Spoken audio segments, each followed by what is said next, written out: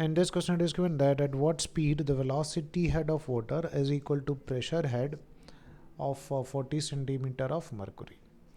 So we can write the equation for pressure head and equate that to velocity head. Pressure head we'll write P divided by rho g is equal to nothing but the velocity head, that is V square divided by 2g. So you can cancel this g and g. So it is pressure head of 40 centimeter of mercury. So pressure we can write it is equal to 40 centimeter of Hg. So this is we can take it as nothing but 40, that is 0.4 pressure. We can, for pressure we can use that equation H into rho into G. So basically we can write instead of P, that is H into rho into G, that is density of that mercury divided by this density. This is going to get cancelled, is equal to V square by 2. So this density and this density is going to get cancelled.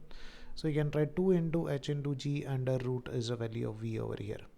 So we can find out the value of V as under root of 2 into H is given as nothing but 40, that is 0.4 into the value of G, which we can take it as something but 10. So this is going to be something like under root of 8. So under root of 8 will get us something but around 2.8 meter per second.